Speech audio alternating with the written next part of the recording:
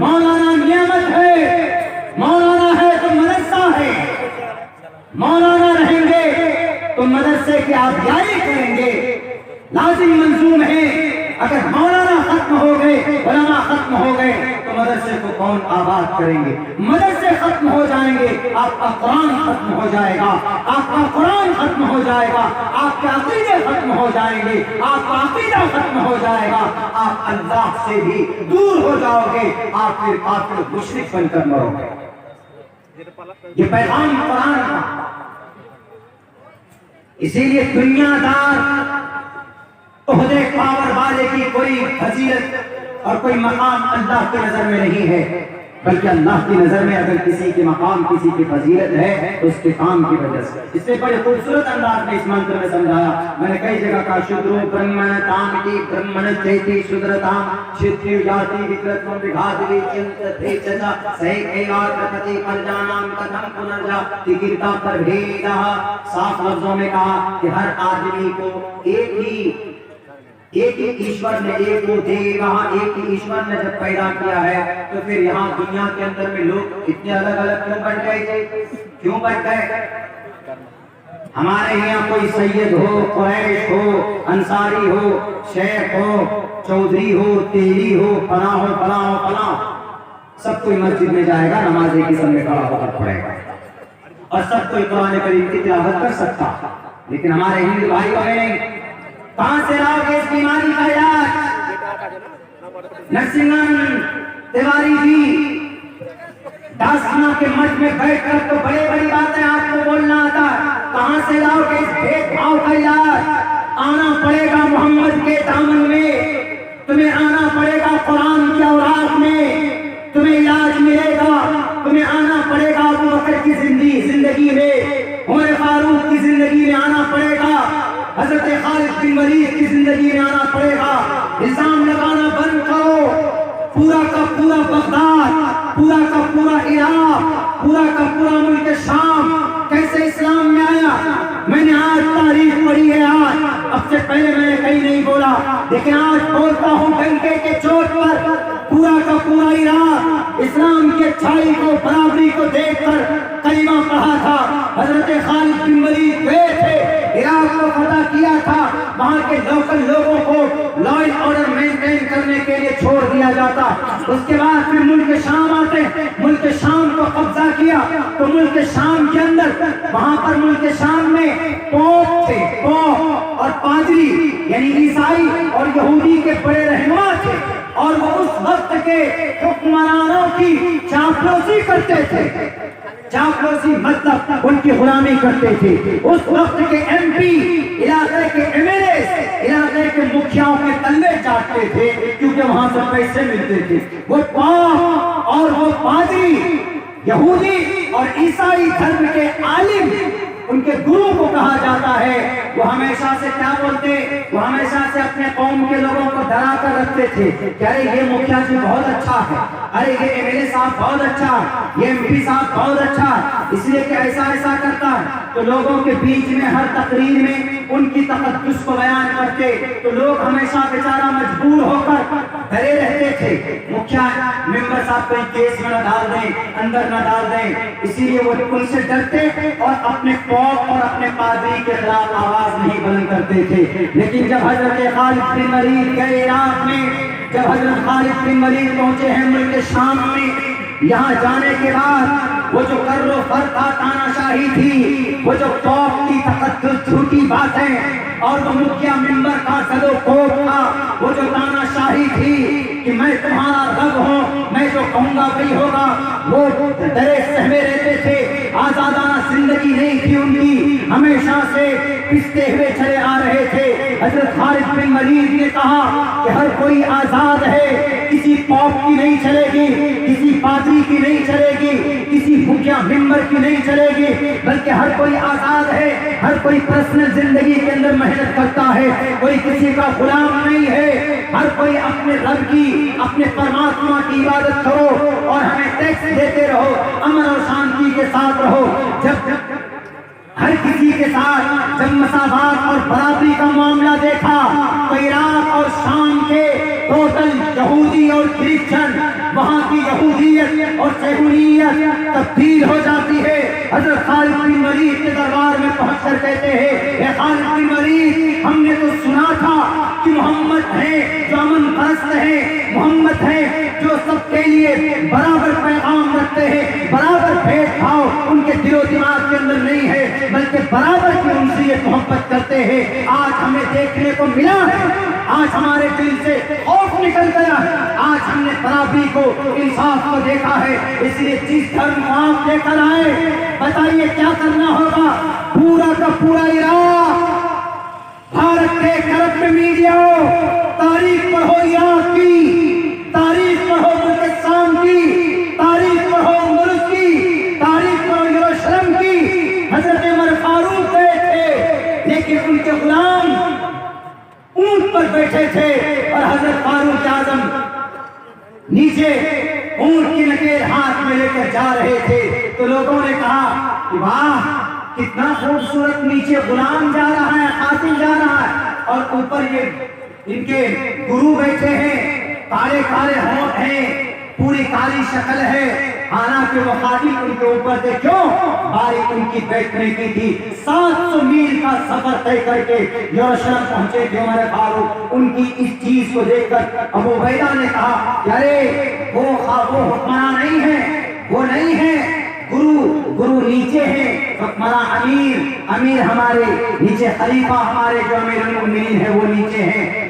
उनके इस फैल को देखकर यरूशलेम के हजारों की तादाद में क्रिश्चियनों ने सर झुका दिया। सर मतलब यानी ये कहा, हे अमीरुल मोमिनीन, हमने इतना बड़ा बादशाह, इतना दिल वाला बादशाह आज तक हमने नहीं देखा। हमने तो सुना था कि उमर वो है जो तलवारों से बात करते हैं, हमने तो सुना था कि उमर फारूक वो है जिन्हें देखकर दुश्मन अपना रास्ता बदल दिया करता है। इसीलिए हम आज आपको ये लीजिए चाबी, बैतुल मक़दिस की चाबी लीजिए। यरूशलेम में, फलस्तीन में कोई जुल्म ज़्यादती नहीं हुई थी। चीखने वालों की तलवारों वाला धर्म है। पढ़ो ना कुरान, ला इकराह फिद्दीन, the truth stands out from the error, clear from the error, there will be no compulsion in the religion. धर्म के अंदर कोई जोर जबरदस्ती नहीं। लेकिन पढ़ोगे कैसे? तुम्हें तो अपने गुरुओं को खुश करने के लिए न्यूज बनाने में बिजी रहते हो, फुर्सत मिलती ही नहीं। अपने ग्रंथों को पढ़ो, मकाम और फजीलत कैसे क्या होती है, इंसान और मानवता किसको बोलते हैं, पढ़ो ग्रंथों को, तुम्हें पता चल जाएगा। आज मैंने कुछ श्लोक, एक मंत्र पढ़ा है जिसके अंदर आप इतना अच्छा मैसेज श्री कृष्ण जी ने इंसानों को दिया है। इसके अंदर क्या कहा? ऐ लोगों, मुझे संस्कृत याद नहीं हुआ है, हो जाएगा बहुत जल्दी में, मैं उर्दू में ट्रांसलेट करता हूँ उसको। ऐ लोगों, ये दुनिया उल्टी वृक्ष है, पेड़ है, यानी ये सूखने वाले पेड़ है और ये पेड़ सूख जाएगी। आपस में जो तुम भेदभाव करते हो, ईश्वर तुम्हारे जुर्म अजीम को कभी माफ नहीं करेगा। कृष्ण जी कह रहे, हमारे हिंदू भाइयों, आपको भी खड़ा होना होगा अपना हक लेने के लिए। कोई दलित नहीं है आप में, आपको दलित बनाया गया, आपके वेदांत में दलित नहीं है, आप भारत के संविधान में आप दलित नहीं है, दलित है, लेकिन बराबरी का हक आपको दिया गया।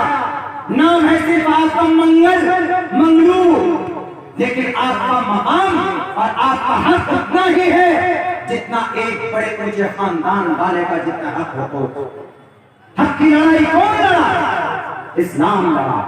मोहम्मद रसूलुल्लाह के गुलाम, चारों खलीफा, उनके बाद फिर जो सिस्टम शुरू होता है वहां से लड़े।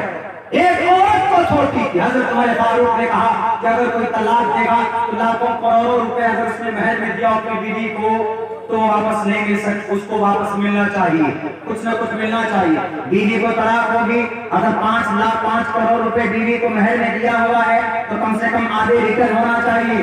तो ये कुरान के खिलाफ फैसला था। तो एक औरत को इतनी हिम्मत की, उस औरत ने अमीरुल मोमिनीन को कहा, ऐ उमर, अपना डिसीजन बदलो। ये थी बराबरी, ये थी जुर्अत, ये इंसाफ। उस औरत ने कहा कि आप कुरान के खिलाफ फैसला नहीं कर सकते।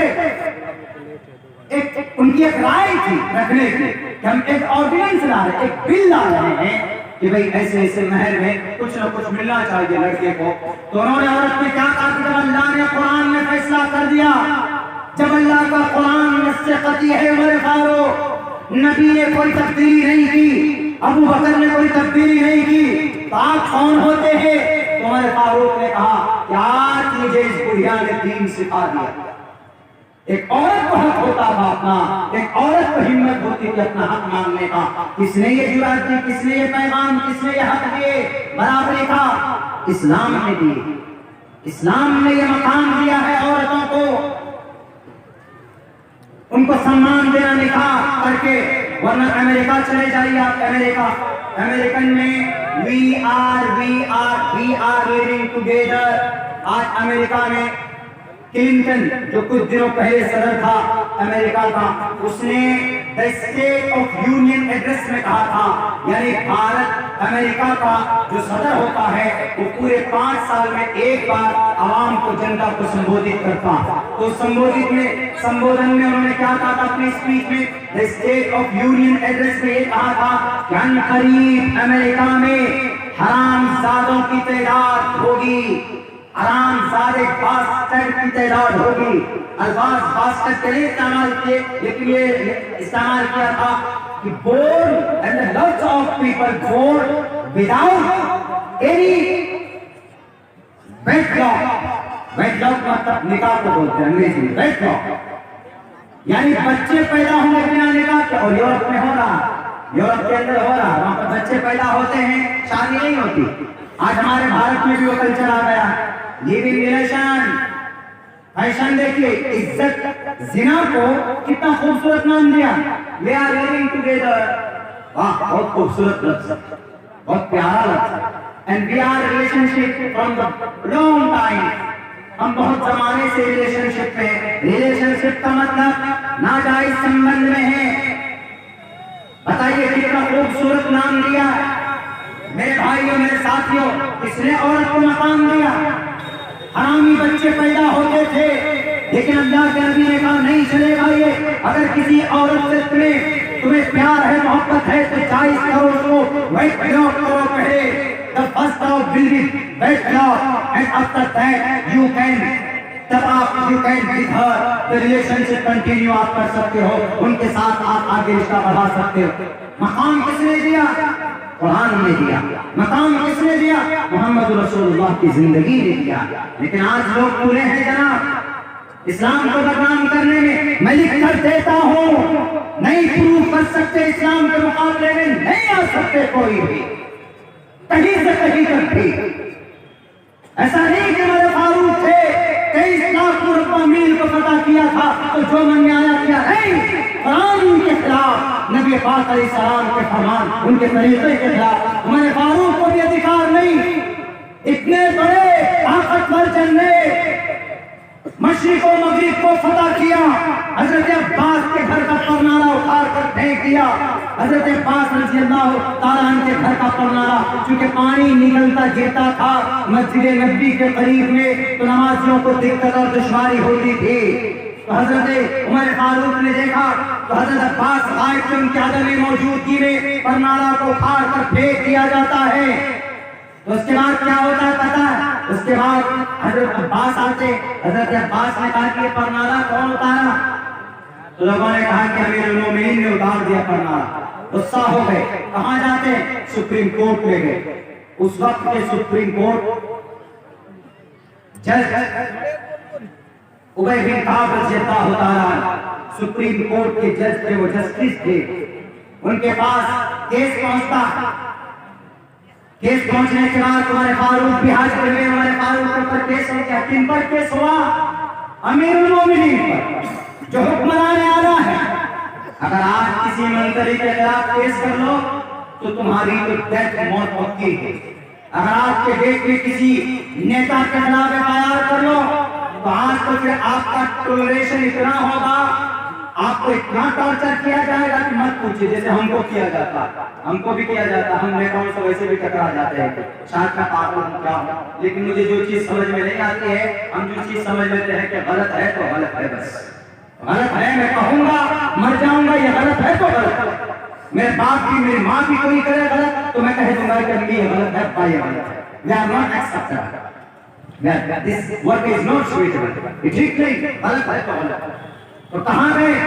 सुप्रीम कोर्ट गए, और सुप्रीम कोर्ट में चीफ जस्टिस ने ये नहीं कहा कि अमीरुल मोमिनीन जल्दी कुर्सी दो, नहीं, दूसरी केसों की हियरिंग चल रही है वहां पर।